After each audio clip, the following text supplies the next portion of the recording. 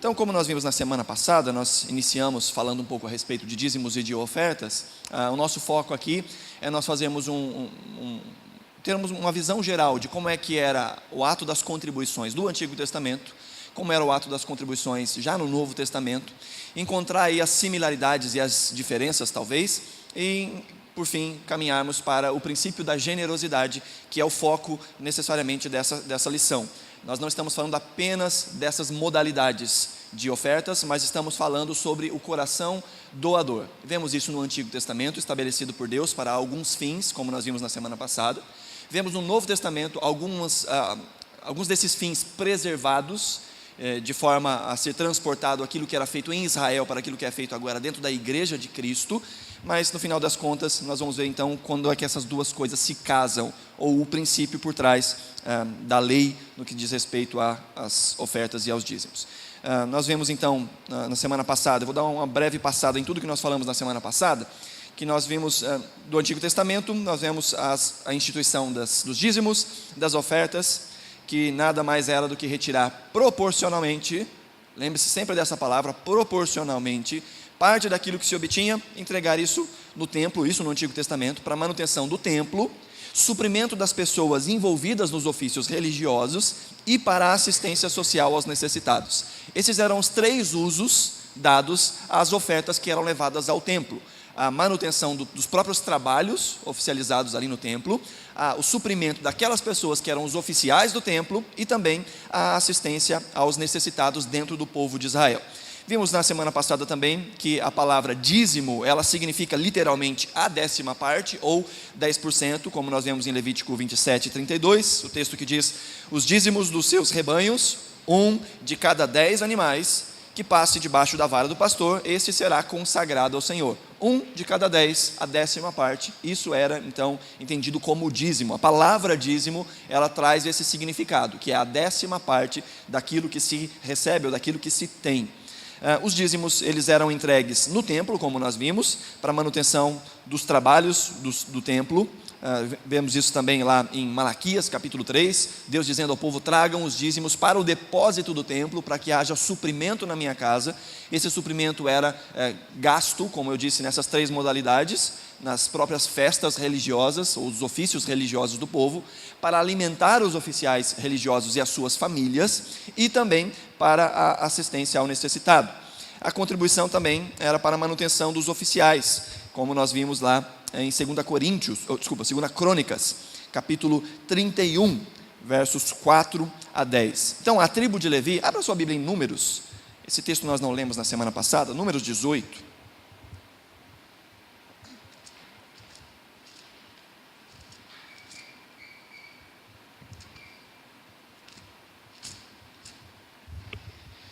Livro dos Números, capítulo 18, nós lemos desde o versículo 21, o texto que fala sobre esse estabelecimento de Deus de separar uma tribo do povo de Israel, para que essa tribo se encarregasse somente dos ofícios religiosos e por isso fosse alimentado pelo povo para esse trabalho. Números 18, verso 21 diz assim: dou aos levitas todos os dízimos em Israel, como retribuição pelo trabalho que fazem ao servirem na tenda do encontro. De agora em diante, os israelitas não poderão aproximar-se da tenda do encontro. Caso contrário, sofrerão as consequências do seu pecado e morrerão. É dever dos levitas fazer o trabalho na tenda do encontro e assumir a responsabilidade pelas ofensas contra ela. Esse é um decreto perpétuo pelas suas gerações. Eles não receberão herança alguma entre os israelitas. Em vez disso, dou como herança aos levitas os dízimos que os israelitas apresentarem como contribuição ao Senhor.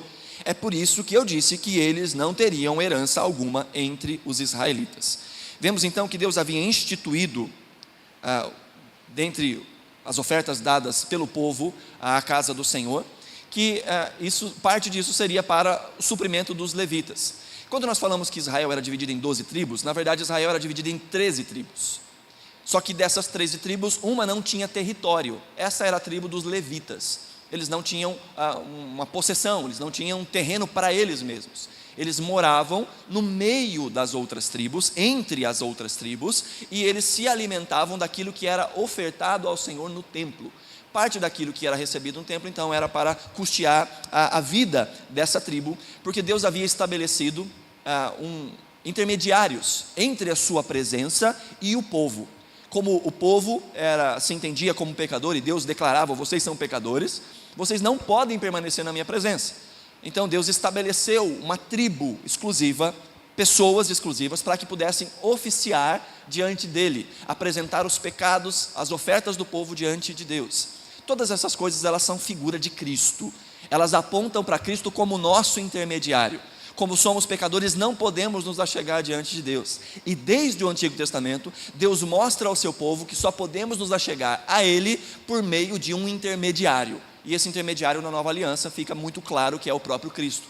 O texto de Hebreus fala muito sobre isso, sobre a superioridade de Cristo em relação ao sacerdócio levita e aos sacerdotes de uma forma geral. Jesus era maior, então Jesus é maior do que todas essas coisas, e Ele é quem nos dá o acesso, o livre acesso à presença de Deus mediante o seu sacrifício, mediante o seu sangue. Mas no Antigo Testamento não era assim que as coisas funcionavam. Eles ainda viviam pelas figuras, e uma dessas figuras então é o trabalho feito pelos levitas. Então eles recebiam parte dessas contribuições.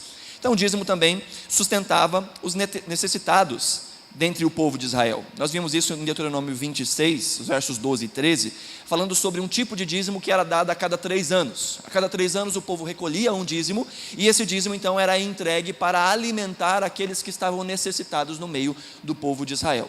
E não só para sustentar os necessitados, mas também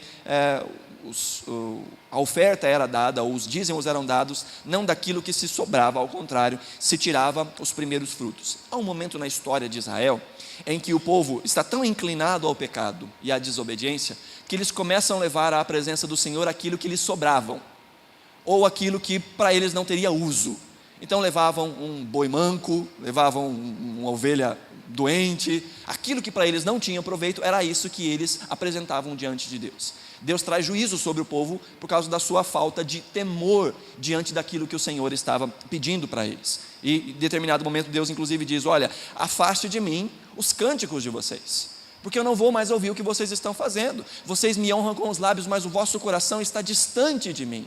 E em muitos momentos, quando o povo de Israel se voltava contra a Deus e começava a se prostituir com outros ídolos, a adorar outros deuses, a se corromper com os povos da terra, uma das coisas que eles abandonavam era o culto no templo. Então deixavam que o templo fosse se degradando ao longo do tempo, tanto que nas reformas que nós vemos na Bíblia, sempre vem seguida de uma reforma no templo, porque o templo estava sempre destruído, e isso simbolizava a centralidade de Deus na vida do povo. O templo na vida do povo era aquilo que mostrava a presença de Deus. Então quando o povo se distanciava de Deus, necessariamente se distanciava do templo. E outra coisa que eles faziam também era a falta da presteza de entregar as ofertas ao Senhor e fazer isso com alegria e de forma correta. Então, aquilo que foi estabelecido por Deus não era do que se sobrava. E vimos muitos textos falando sobre isso. Vimos Êxodo capítulo 23, o verso 19, que diz: tragam ao santuário do Senhor, o seu Deus, o melhor dos primeiros frutos das suas colheitas. Essa é a ordem de Deus ao seu povo. Deuteronômio 18, 4 e 5 diz: vocês terão que dar-lhes as primícias do trigo, do vinho, do azeite, a primeira lã da tosquia das ovelhas, pois de todas as tribos o Senhor, o seu Deus, escolheu os levitas e os seus descendentes para estarem na presença do Senhor e para ministrarem sempre em seu nome. Então as ofertas que eram entregues aos levitas também eram essas ofertas do tipo primícias, os primeiros frutos, a primeira lã. E Provérbios capítulo 3, versos 9 e 10 diz: honre o Senhor com todos os seus recursos e com os primeiros frutos de todas as suas plantações.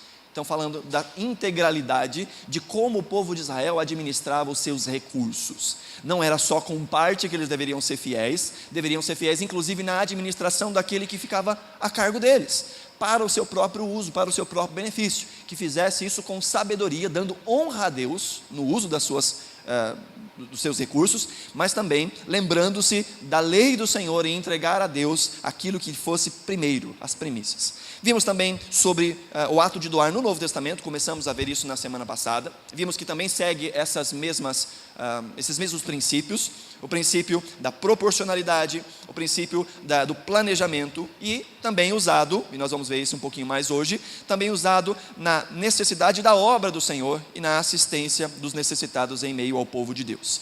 Vimos que Jesus reforça que a contribuição que agrada a Deus não é o das sobras, no texto que nós lemos lá de Marcos 12, quando Jesus vê aquela viúva entregando 2 moedinhas, né, como a gente viu na semana passada, o lepton, que era a menor de todas as moedas, a menos valiosa de todas as moedas, e a mulher vem e traz 2 daquelas moedas. Jesus olha para os seus discípulos e fala: dá uma parada aí, vocês perceberam o que aconteceu aqui?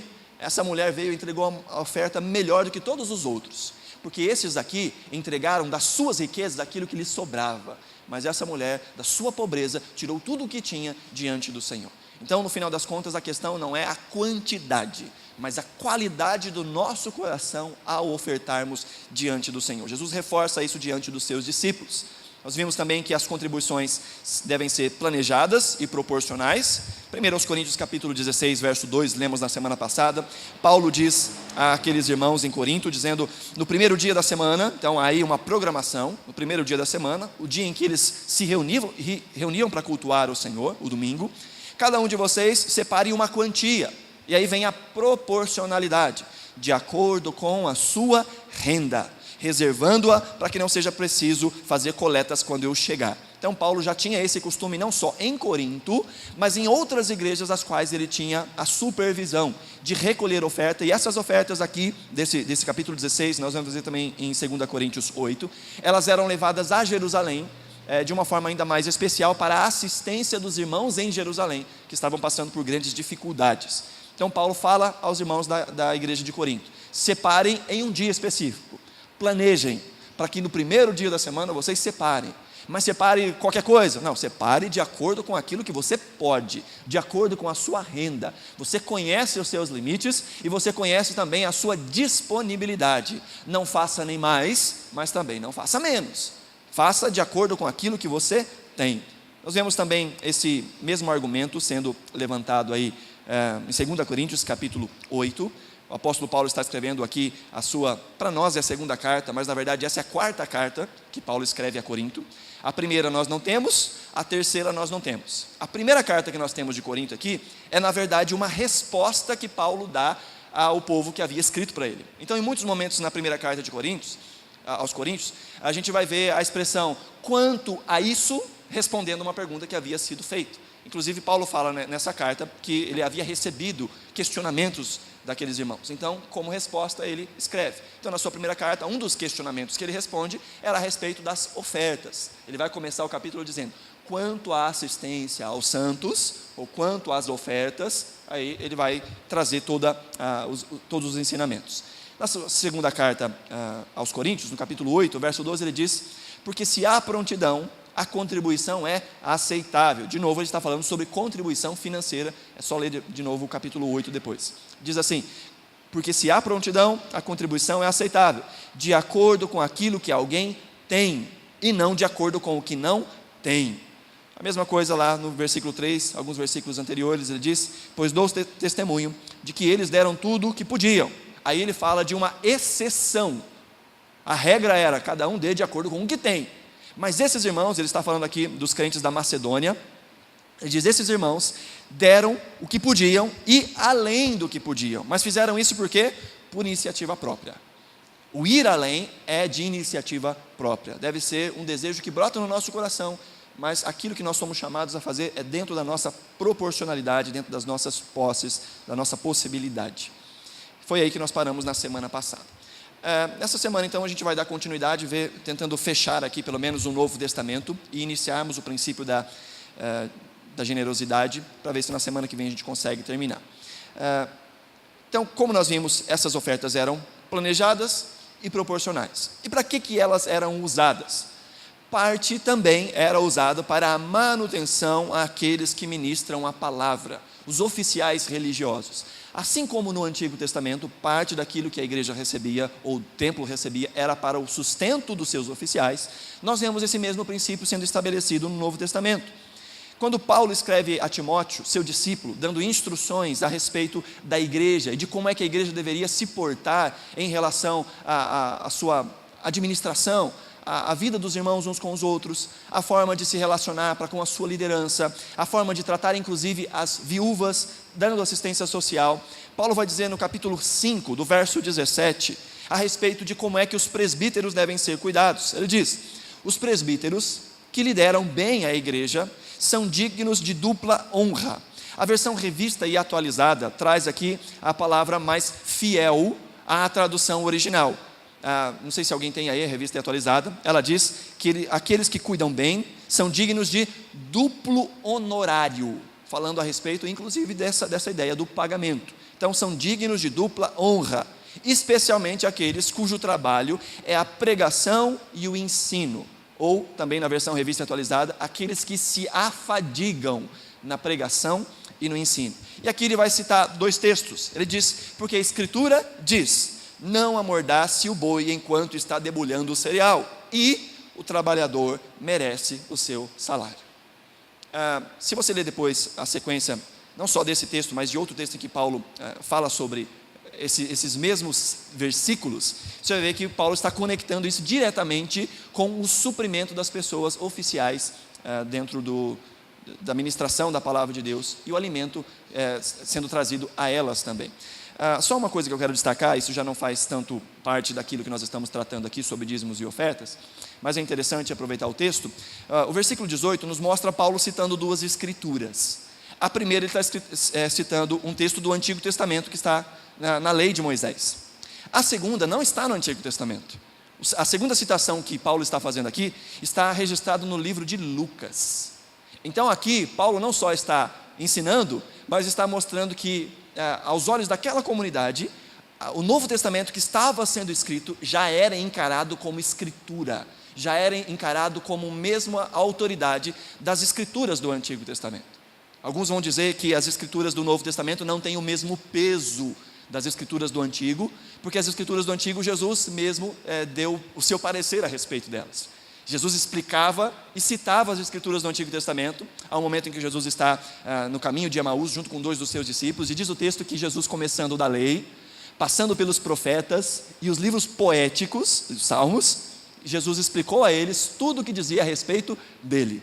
Então alguns vão dizer, então Jesus endossa o Antigo Testamento, mas o Novo Testamento a gente não pode ter como escritura. Nós vemos aqui que a própria comunidade de Israel, os próprios cristãos da igreja primitiva já encaravam os escritos ali neotestamentários como sendo autoritativos. Vemos no final também da epístola de Pedro, a segunda epístola de Pedro, Pedro falando que algumas pessoas distorciam as palavras de Paulo, aquelas coisas que Paulo havia escrito, como também faziam com as outras escrituras. Então também Pedro coloca os escritos de Paulo como sendo também de autoridade diante do povo de Deus.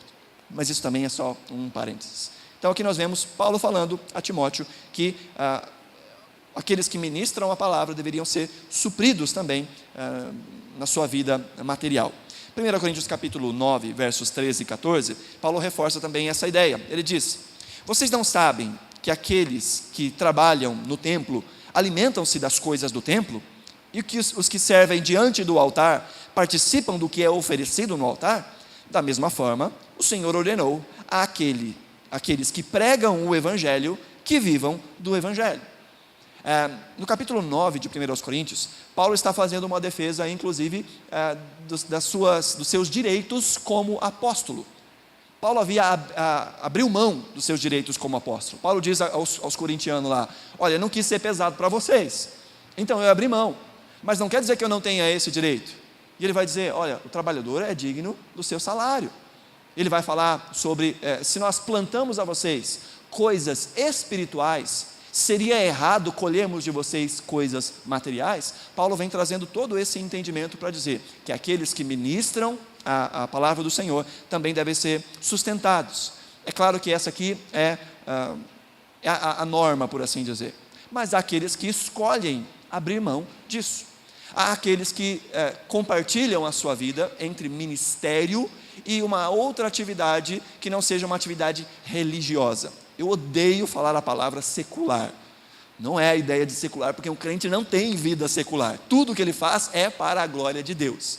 Mas há pessoas que dividem a sua vida, os seus ofícios, como trabalho religioso dentro da comunidade e um trabalho não religioso de forma comum na sociedade. Há aqueles que optam por isso e têm todo o direito de fazê-lo. Tem com isso alguns prejuízos em relação a tempo, em relação à disponibilidade, em relação a outras coisas que o viver de modo integral para o ministério proporciona àqueles que o podem.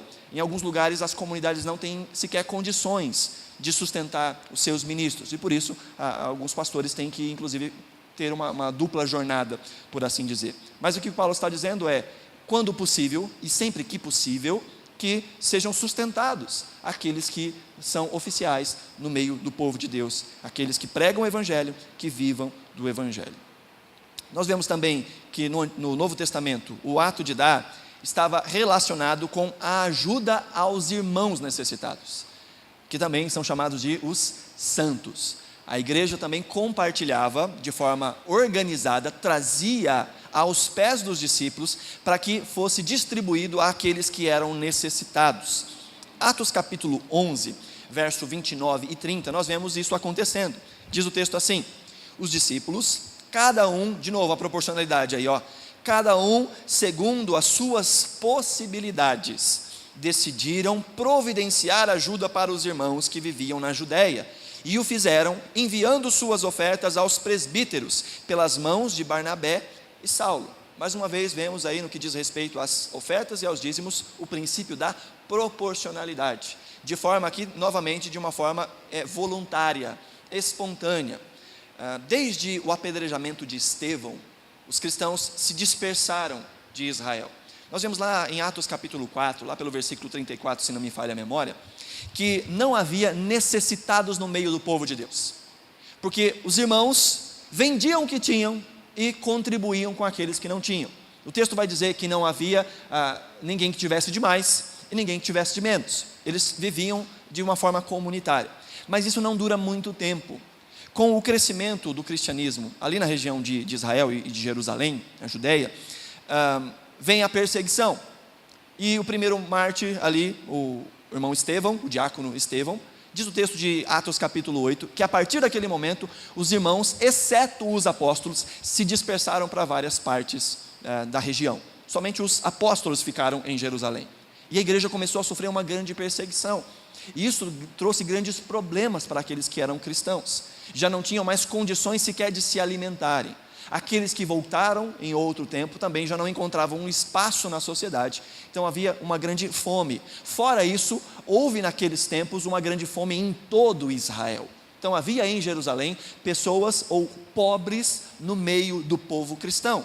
Então a igreja gentia ou dos gentios, nas quais Paulo era encarregado de grande parte, ela também supria essas necessidades do povo, dos cristãos em Israel, em Jerusalém, na Judéia. Então, muitas ofertas eram levadas das igrejas dos gentios para a igreja dos judeus, ou dos cristãos vindos do judaísmo. Nós vemos isso acontecendo aqui no texto de Atos, capítulo 11. A ideia também se repete em 2 Coríntios, capítulo 9. Ele diz: não tenho necessidade de escrever a respeito da assistência aos santos, falando a respeito dos irmãos. Reconheço a sua disposição em ajudar, e já mostrei aos macedônios o orgulho que tenho de vocês, dizendo-lhes que desde o ano passado, vocês da Acaia estavam prontos a contribuir, e a dedicação de vocês motivou a muitos. Paulo está aqui exaltando, agradecendo aos irmãos pelas contribuições que eram levadas aos necessitados em Israel. Então nós vemos que parte daquilo que era trazido aos pés dos apóstolos era também utilizado para suprir as necessidades do próprio povo de Deus. Na sequência vemos aí que essas contribuições, então, elas eram administradas pela igreja. Essa repartição era administrada pela igreja, eram trazidos aos pés dos apóstolos. Atos capítulo 4, verso 34 e 35 diz: não haviam pessoas necessitadas entre eles. Esse é o texto anterior àquele que eu estava falando. Pois os que possuíam terras ou casas, as vendiam, traziam o dinheiro da venda e colocavam aos pés dos apóstolos, que o distribuíam segundo a necessidade de cada um. Vemos então que há uma centralidade na administração. Esse princípio se mantém inclusive através de Paulo. Paulo é aquele que então, nessas igrejas gentias, vai coletar esses recursos e levar a Jerusalém para então distribuir entre os pobres em Jerusalém. No texto que nós temos de Romanos também, no capítulo 15, nós vemos Paulo dizendo que ele estava indo a Jerusalém para levar ofertas aos necessitados em Jerusalém. Então, vemos aí uma centralização para a administração dos recursos que eram trazidos pela igreja para essas diversas finalidades que nós temos estudado aqui também no Novo Testamento. Então, olhando para essas duas coisas, e é aqui que a gente vai tentar enxergar as similaridades das duas coisas, tanto no Antigo Testamento como no Novo Testamento, nós vemos os princípios que norteavam as práticas, tanto no Antigo quanto no Novo Testamento. Então, as contribuições, eles seguem os mesmos princípios, no Antigo e no Novo Testamento. Primeiro, como nós vimos, é a proporcionalidade. Elas estavam então diretamente ligadas à quantidade que se recebia. O princípio de Deus, ao estabelecer o dízimo diante do povo, era para que houvesse o mesmo esforço para todas as pessoas. Aquele que tinha muito, fazia o mesmo esforço daquele que tinha pouco, porque era proporcional. A oferta não falava a respeito de quantidade, a oferta falava a respeito da proporcionalidade. Qual era a maior oferta? Aquele que dava mais? Não, se ele ganhava muito mais, isso não era proporcional. E aquele que dava muito pouco? Se ele ganhava pouco, aquilo era proporcional, então aceito diante do Senhor. O princípio da proporcionalidade, que nós vemos tanto no Antigo quanto no Novo Testamento, nos nivela no nosso esforço de administrarmos as nossas finanças para a glória de Deus e para a promoção do reino do Senhor, mostrando que todos nós temos essa capacidade e deveríamos inclusive nos esforçarmos dentro das nossas capacidades. Lembra sempre disso, queridos.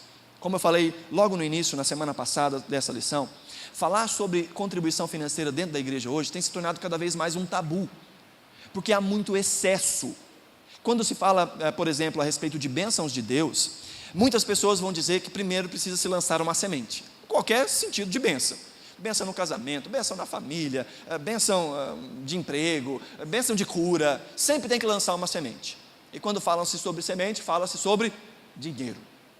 Então, esses excessos têm maculado o ensino dessas coisas no meio do povo de Deus. Mas a Bíblia fala sobre dinheiro, a Bíblia fala sobre oferta, e fala sobre a administração dos cristãos, do seu dinheiro, usando-o para a glória de Deus nas obrigações religiosas.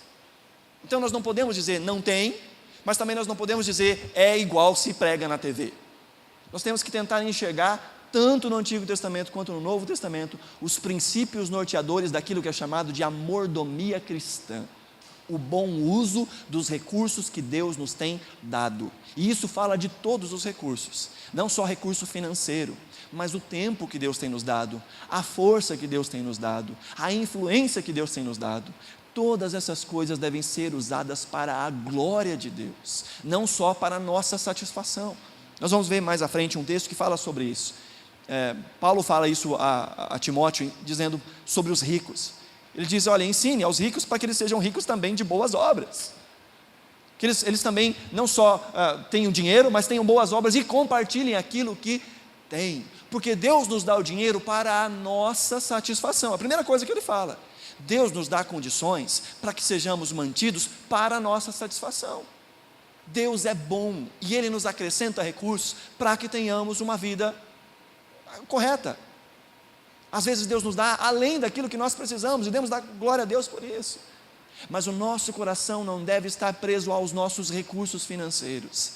Eles também devem ser usados como ferramenta para a glória de Deus. Isso fala de manutenção da igreja local, isso fala do investimento em outras pessoas, em missões, em ajudas humanitárias, em assistência social, seja de forma comunitária com a igreja, seja de forma particular, de um cristão em alguma organização, ou necessariamente direto para com uma pessoa. Então, quando a gente olha para a Bíblia, ela nos ensina a administrarmos tudo que o Senhor nos traz às mãos, para a glória do seu nome. E quando falamos sobre proporcionalidade, estamos falando a respeito de apego, estamos falando a respeito de coração, porque se entendemos que o que Deus nos pede é aquilo que está dentro das nossas possibilidades, fazer o menos que está dentro das nossas possibilidades é desonrar ao Senhor.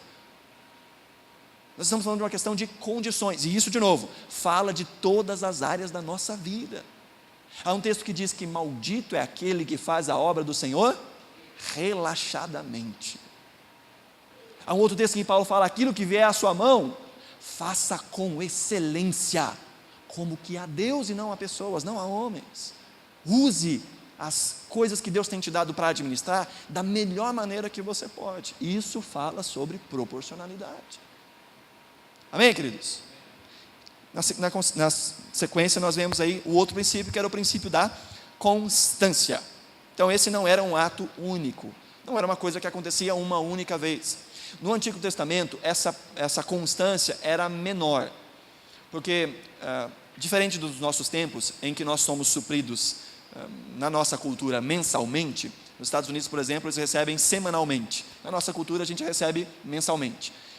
No Antigo Testamento, eles dependiam das colheitas. Então plantava, esperava, colhia, daquilo que se recebia, dava-se o dízimo. Então essa constância, ela era menor, porque era proporcional aos esforços que eles podiam empreender. Então isso fala de uma constância, independente de como é essa constância. Aquilo que vem à sua mão, é disso que você deve, então, compartilhar diante do Senhor e para as necessidades da obra de Deus. Então nós vemos isso como uma constância, tanto no Antigo quanto no Novo Testamento. Quando Paulo escreve a sua segunda carta, ele fala: olha, vocês já estão fazendo isso, fala para os coríntios, vocês já estão fazendo isso. Ele já tinha falado sobre isso na sua primeira carta. Na segunda ele retorna: vocês já estão fazendo, como os irmãos da Macedônia também estavam. E o terceiro princípio, então, que a gente consegue destacar, tanto no Antigo quanto no Novo Testamento, é o princípio do planejamento e da dedicação. Então aqueles que entendiam que parte de que recebiam era consagrada ao Senhor, já tinham isso no seu planejamento. E isso, queridos, aqui a gente parte para uma outra parte, e isso inclusive nos treina como administradores do nosso próprio dinheiro. Alguns especialistas em economia, não cristãos, falam inclusive que é mais fácil para alguém que tenha o costume de exercitar ações sociais ou ofertas em igreja, dízimo em igreja, é mais fácil para esses se programarem para terem uma poupança, porque eles aprendem o princípio do planejamento. Aquele que exercita essa constância nas suas ofertas, ele vai moldando a sua forma de gastar o seu dinheiro. Ele já reserva aquela quantia, porque ele diz: isso aqui já vai para um destino próprio. Então é muito mais fácil para aquele que tem uma vida disciplinada financeiramente, inclusive guardar e poupar dinheiro, porque ele já aprendeu a administrar bem as suas finanças. Mas também você vai ver que isso talvez não seja só um princípio espiritual, embora também haja um princípio espiritual. Geralmente as pessoas que têm a sua vida financeira mais bagunçada também não têm uma vida de contribuição para com Deus de forma organizada. Então as duas coisas, elas se complementam.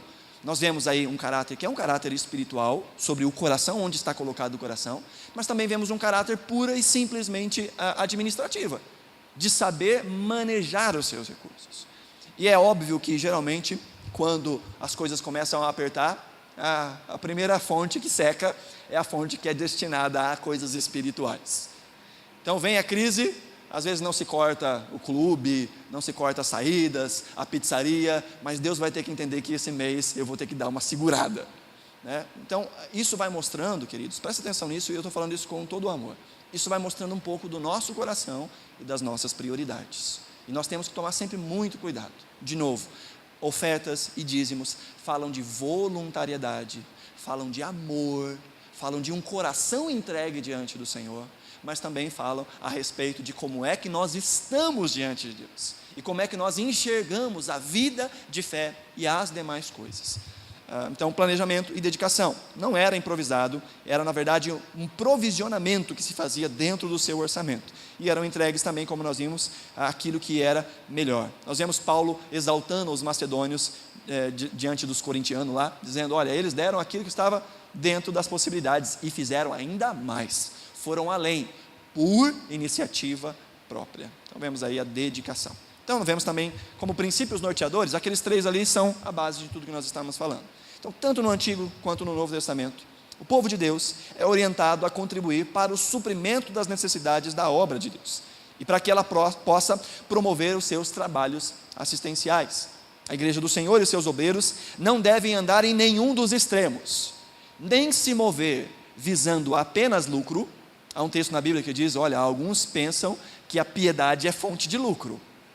Alguns acham que servir a Deus ou oficializar atos diante de Deus, diante do povo, isso é fonte de lucro.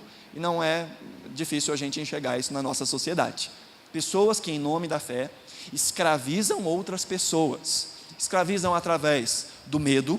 O capeta vai te pegar, vai tocar nas suas finanças. O devorador, o migrador, o cortador vai acabar com o seu dinheiro. Então, se você não der o seu dízimo, a sua oferta, o cão tem todo o direito sobre a sua vida. Aí faz aquela pressão psicológica em cima dos irmãos. Então, prende pelo medo. Em outros casos, prende pela ganância. Então venha, traga, que Deus te dará 100 vezes mais. Melhor do que bolsa de valores. Deus está pagando ótimos dividendos. Traz um pouquinho que Deus vai fazer muito. E embora a gente encontre algumas coisas sobre isso na Bíblia, esse não deve ser o nosso coração. E há aqueles que escravizam o povo, que fazem com que o povo contribua, muitas vezes para além das suas possibilidades, usando o artifício do medo, usando o artifício da ganância ou o artifício da culpa. Então escravizam dizendo, olha, você é um pecador, um miserável, pense naquilo que Deus fez por você, será que você não pode dar um pouco do que você tem? E vão fazendo essa pressão psicológica, levando as pessoas a, às vezes, fazerem muito mais daquilo que podem. Eu conheço histórias de pessoas que são em algumas congregações ensinadas a vender o que tem em casa para poder dar o dinheiro para a igreja. Irmãos, isso é absurdo. Deus não nos pede essas coisas. Se há no nosso coração qualquer voluntariedade para fazer algo do tipo, isso é entre nós e Deus. Mas nós não somos desafiados por Deus o tempo todo. Aí, vende o seu carro e dá o dinheiro na igreja. Isso é absurdo. Todas as vezes, todos os textos que nós vimos aqui falam a respeito de aquilo que está ao seu alcance. Proporcionalidade. Você não precisa passar fome para trazer dinheiro para a igreja para ver se recebe alguma bênção espiritual. Isso é comprar bênção. Deus não se alegra com essa barganha. Deus é um Deus de graça. Deus é um Deus que nos abençoa não pelo que a gente faz, mas por quem Ele é. E diante da bênção de Deus, nós nos posicionamos como adoradores. Isso fala da forma como a gente oferta, isso fala da forma como a gente ora, isso fala da forma como a gente se empenha na obra do Senhor. Mas tudo isso deve ser uma resposta voluntária e genuína de um adorador. E não por medo do diabo, não tentando comprar a bênção de Deus, ou não por qualquer sentimento de culpa. O que a Bíblia deixa bem claro no Novo Testamento é: Deus ama o que faz com alegria, disponibilidade, dentro das suas capacidades. Amém, queridos? Então nós vemos isso nestes textos. As contribuições, então, são de responsabilidade do povo de Deus, e não dos de fora. Isso é algo que deve ser exercitado pelo povo de Deus, por aqueles que se entendem como parte de uma comunidade. Isso não é dado àqueles que não fazem parte dessa comunidade. Cada cristão, então, é responsável por manter a sua igreja, a igreja em que congrega, ser participante no suprimento de suas necessidades, pois se tem se alimentado espiritualmente, deve ajudar também para que o trabalho continue e alcance a outros. Vemos isso também lá em 1 Coríntios capítulo 9, Paulo falando, olha, se temos plantado coisas espirituais, não podemos colher coisas materiais, para que a obra continue a funcionar. Então essa é uma responsabilidade do cristão, aquele que se entende como um participante, como um membro de uma comunidade, dizer, essa é a minha comunidade, eu quero ser um participante daquilo que essa comunidade está fazendo, e faço isso junto com os meus irmãos, inclusive nas minhas disponibilidades, com o meu esforço, com o meu trabalho, com o dom que Deus depositou em mim, e também contribuindo com as dádivas que o Senhor nos dá. O Antigo e o Novo Testamento reforçam então a ideia de que as contribuições na igreja não são apenas meras atitudes, rituais, esmolas ou favor. As contribuições simplesmente revelam o coração doador e generoso daqueles que têm Deus como o soberano das suas vidas. Então, na semana que vem, nós vamos falar então sobre o princípio aí da generosidade, que nós vemos no Antigo e no Novo Testamento. E generosidade, de novo, não estou falando sobre dinheiro, estou falando sobre dar ao Senhor, seja a nossa força, o nosso tempo, o nosso trabalho, o uso daquilo que o Senhor tem nos dado como, às vezes, influência. Às vezes Deus nos coloca em uma posição na sociedade em que nós podemos aproveitar essa posição na sociedade para pregarmos o Evangelho com a nossa vida. Sabe, Deus usa pessoas em todas as áreas. Há um mito na mente cristã dos dias de hoje, que servir a Deus é só ser pastor, missionário ou alguma coisa religiosa. Mas o cristão tem que entender que a sua vida deve ser vivida para a glória de Deus. Então, um professor pode trabalhar para a glória de Deus. Como? Sendo aquele que deve ser em sala de aula, ensinando de forma correta, de forma justa, se empenhando, ajudando aquelas crianças que estão diante de si, como um público cativo, para que essas recebam a educação melhor, a melhor educação que eles podem ter, porque há ali um profissional que quer fazer o seu melhor para construir uma geração seguinte. Aquele que é um advogado, aquele que labuta na área do direito, ele tem a ferramenta de Deus nas mãos de exercer justiça, coisa que esse país está precisando e precisando demais, de gente séria, que use o seu cargo da forma que deve ser usado. Juízes que legislam não pensando no bolso ou pensando nas influências que têm diante de si, mas fazendo justiça. Advogados que não defendem causas que sabem que são causas completamente erradas, que não defendem, que não mentem em juízo, tentando livrar a barra de uma pessoa que é, diante dos olhos desse advogado, um confesso criminoso. Nós precisamos, na nossa sociedade, de gente que use a sua função para a glória de Deus. Para encerrar, quero lembrar a frase que Martim Lutero disse àquele sapateiro que veio perguntar para ele: e agora, Martim Lutero? Eu entreguei o meu coração a Jesus, como é que eu posso servir a Deus? E Martim Lutero responde àquele sapateiro: faça um excelente sapato e venda por um preço justo. Assim você estará honrando a Deus. Tudo o que fizermos deve ser feito para a glória de Deus. Amém? Semana que vem, se Deus assim nos permitir, a gente encerra essa lição sobre dízimos e ofertas. E como eu falei então, aqueles que estavam aqui, acabando essa lição, nós vamos dar uma pausa na nossa escola dominical e só retornamos no ano que vem. Bom, que Deus nos abençoe. Se você perdeu a semana passada dessa lição, ela está no YouTube, no canal da igreja, você pode reler os textos, estudar em casa, conferir o contexto, para ver que a gente não está falando bobagem, não tentando engambelar ninguém. Leia a Bíblia, anote, pesquise, discuta. E se você tiver alguma dúvida, você pode me procurar também. Deus te abençoe em nome de Jesus. Daqui a pouco a gente começa o culto.